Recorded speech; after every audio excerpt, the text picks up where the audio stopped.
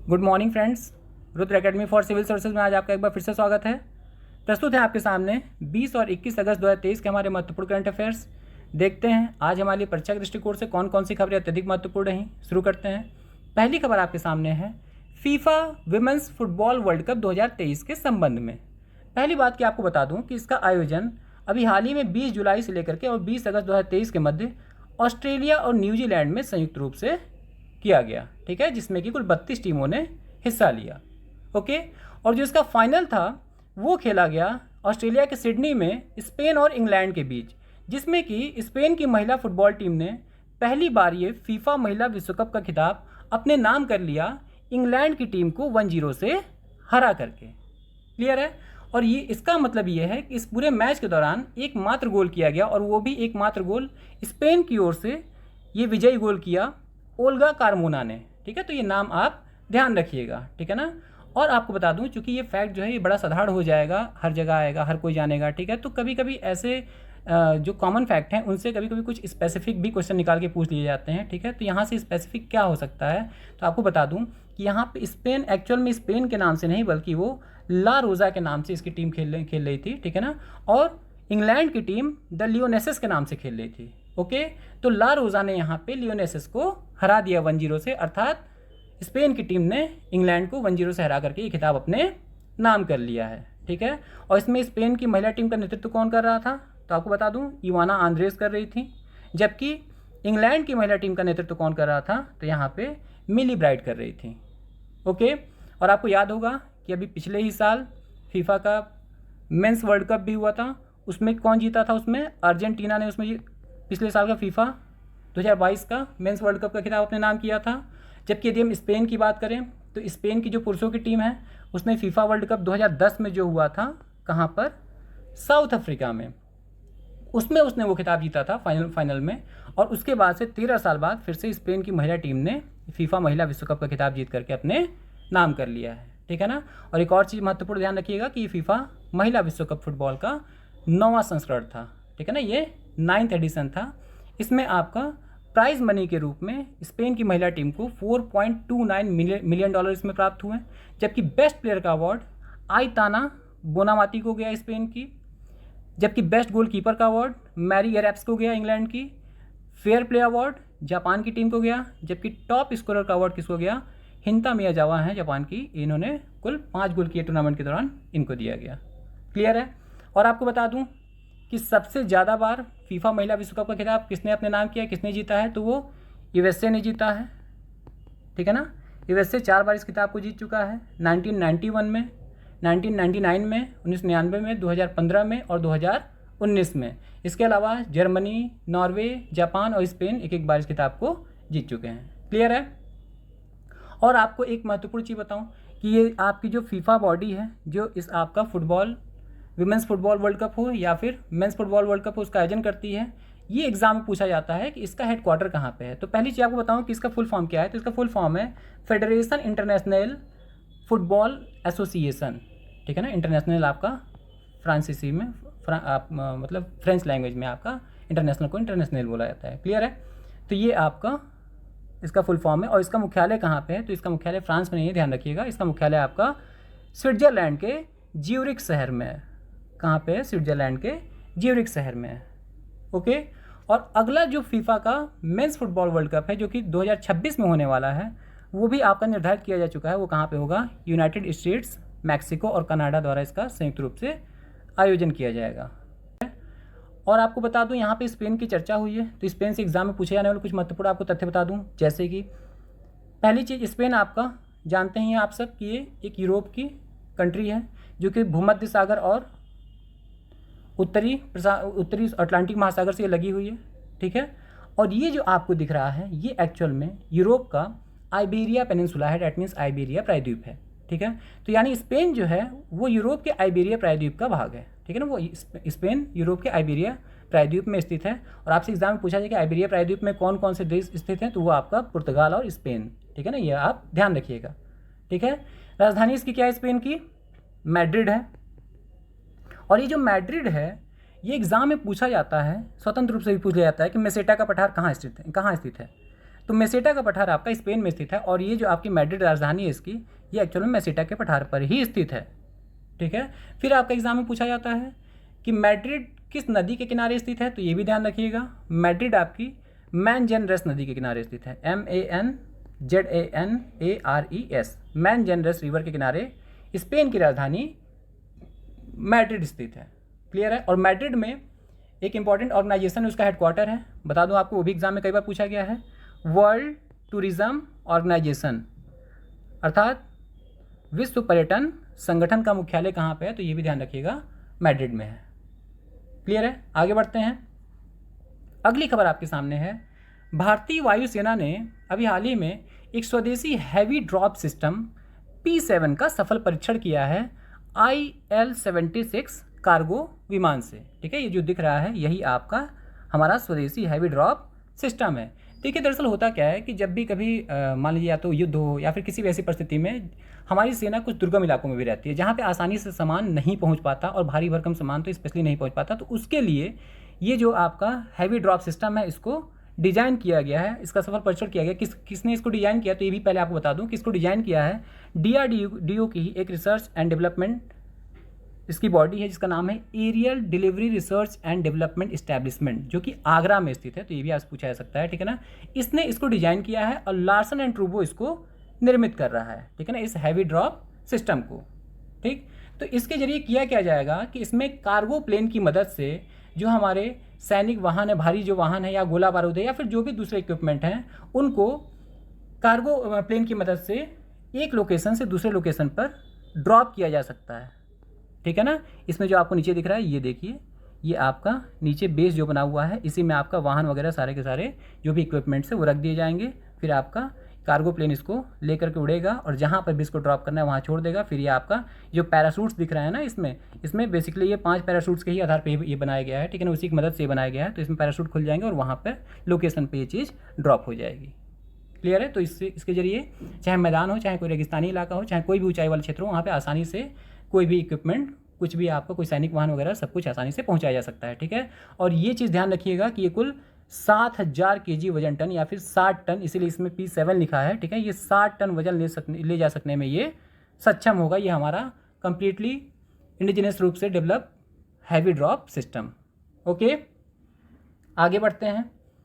अगली खबर आपके सामने है, हमारी राष्ट्रपति द्रौपदी मुर्मू जी द्वारा, जो कि आपको पता है कि हमारे राष्ट्रपति जो भी होते हैं वो तीनों सेना के सर्वोच्च कमांडर होते हैं। ठीक है ना, तो इनके द्वारा अभी हाल ही में कोलकाता के हुगली नदी के तट पर एक उन्नत स्टेल्थ फ्रिगेट INS विंध्यगिरी को, ये जो दिख रही है, इसको अभी लॉन्च किया गया है। ठीक है, जिसका निर्माण किसने किया है, garden reach ship builders and engineers limited द्वारा इसको तैयार किया गया इस INS विंध्यगिरी को। अब देखिए यहाँ पे टर्म आया है स्टेल्थ फ्रिगेट, तो हमको जानना जरूरी है कि स्टेल्थ फ्रिगेट क्या होते हैं। तो स्टेल्थ फ्रिगेट बेसिकली ऐसे युद्धपोत होते हैं जिसमें कि स्टेल्थ टेक्नोलॉजी का यूज़ किया जाता है। ठीक है, और ये जो स्टेल्थ टेक्नोलॉजी है ये जिस भी फ्रिगेट में यूज़ कर दिया जाता है वहाँ पे वो दुश्मन यदि रडार के थ्रू या सोनार के थ्रू या इंफ्रारेड के थ्रू यदि हमारे जहाज़ों को ट्रैक करने की कोशिश करेगा, ठीक है, उसका पता लगाने की कोशिश करेगा, तो यदि ये स्टेल्थ टेक्नोलॉजी से जहाज़ लैस है तो उसका पता नहीं लगा पाएगा। क्यों? क्योंकि जो ये आपकी इसमें एक स्पेशल कोटिंग की जाती है। जब भी कोई जहाज़ स्टेल्थ टेक्नोलॉजी से लैस होती है तो इसमें एक स्पेशल कोटिंग की जाती है और वो जो कोटिंग होती है वो रडार वगैरह से आने वाले तरंगों को कम्प्लीटली एब्जॉर्ब कर लेती है और शोषित कर लेती है। ठीक है ना, जिससे कि दुश्मन के पास कोई भी उसके पास खबर पहुंचती ही नहीं कि कहाँ है, वो लोकेशन ट्रैक ही नहीं कर पाएगा। ठीक है, जब उसको यहाँ से ये रिफ्लेक्ट ही नहीं करेगी तो लोकेशन नहीं ट्रैक कर पाएगा और इस तरीके से ये जो जहाज़ें हैं ये छुप करके हमला कर सकने में भी सक्षम होती है। क्लियर है। तो यहाँ पे आपको मैंने स्टेल्थ फ्रिगेट का मतलब बता दिया है। ठीक है, अब आपको एक और चीज़ बता दूँ, महत्वपूर्ण चीज़, कि ये जो हमारी INS विंध्यगिरी है ये बेसिकली हमारा एक नौसेना का प्रोजेक्ट चल रहा है, प्रोजेक्ट 17 अल्फा या प्रोजेक्ट 17A। तो उसके तहत निर्मित ये 6ठी स्टेल्थ फ्रिगेट है। और आपको उस प्रोजेक्ट के बारे में बता दूं कि प्रोजेक्ट 17A या प्रोजेक्ट 17 अल्फा के बारे में, तो ये भारतीय नौसेना का एक ऐसा प्रोजेक्ट है जिसमें कि 7 स्वदेश निर्मित स्टेल्थ फ्रिगेट बनाने का लक्ष्य रखा गया है। ठीक है, जिसमें कि 3 जो आपके स्टेल्थ फ्रिगेट हैं वो बनाने का काम सौंपा गया था garden reach ship builders and engineers limited Kolkata को, और इसने अपने तीनों बना करके सौंप दिए। ठीक है ना, उन्हीं तीनों के क्रम में ये आपकी INS विंध्यगिरी तीसरी है। इसके अलावा उसने 2 और कौन कौन से सौंपे हैं, तो INS हिमगिरी और INS तूनागिरी। ठीक है। और बाकी के इन 7 में से जो 4 थे वो किसको बनाने के लिए दिया गया है, तो वो आपका मझगांव डाक शिप बिल्डर्स लिमिटेड को, गोवा को बनाने के लिए दिया गया है, ठीक है ना, वहाँ की एक कंपनी है। क्लियर है। तो ये आपका हमारे प्रोजेक्ट 17A के तहत ये छठा हमारा स्टील्थ फ्रिगेट था INS विंध्यगिरी, ठीक है ना, ये छठा हमारा स्टील्थ फ्रिगेट है। क्लियर है। इसका नाम INS विंध्यगिरी आपको बता दूं क्यों रखा गया, क्योंकि हमारे पास एक विंध्यगिरी नाम का और जहाज़ था जिसने भारतीय नौसेना में 30 साल तक अपनी सेवाएं दी, ठीक है। वो आपका 1981 से लेकर के और 2011 तक भारतीय नौसेना में काम किया, ठीक है ना। और वो आपका 2011 में एक जर्मन मर्चेंट शिप थी, उससे टकरा करके वो डूब गया, तो उसी की बेसिकली याद में इसका नाम भी INS विंध्यगिरी रखा गया है। क्लियर है। तो यहाँ पे छठा स्टील्थ फ्रिगेट है, ये ध्यान रखिएगा, ठीक है। इसके अलावा आपका जो इसका पहला जो हमारा स्टील्थ फ्रिगेट जो मिला था वो आपका था INS नीलगिरी, तो इसलिए कभी कभी प्रोजेक्ट 17A को नीलगिरी क्लास स्टील्थ फ्रिगेट भी बोला जाता है, ठीक है ना। इस क्लास के तहत जो भी पनडुब्बियाँ बनती हैं, जो भी हमारी स्टील्थ फ्रिगेट बनती हैं उनको क्या बोला जाता है, नीलगिरी क्लास की भी स्टील्थ फ्रिगेट बोला जाता है। क्लियर है। तो इसमें पहली नीलगिरी थी, दूसरी उदयगिरी, तीसरी हिमगिरी, चौथी तारागिरी और पांचवी दूनागिरी, और ये छठी है आपकी INS विंध्यगिरी, ठीक है। आगे बढ़ते हैं। अगला आपके सामने है विश्व मच्छर दिवस। ये आपका प्रतिवर्ष 20 अगस्त को मनाया जाता है, ठीक है। और इस बार की थीम रही इसकी fighting the world deadliest killer the mosquito. हम और आप सब जानते हैं, और अभी हाल ही में WHO ने बताया भी कि विश्व भर की जो 50% से अधिक की जो आबादी है, ठीक है ना, वो हमारी मलेरिया प्रोन है, मतलब मलेरिया प्रोन एरिया में रहती है, वो मलेरिया से ग्रसित होने की इसकी भरपूर संभावना होती है, ठीक है ना।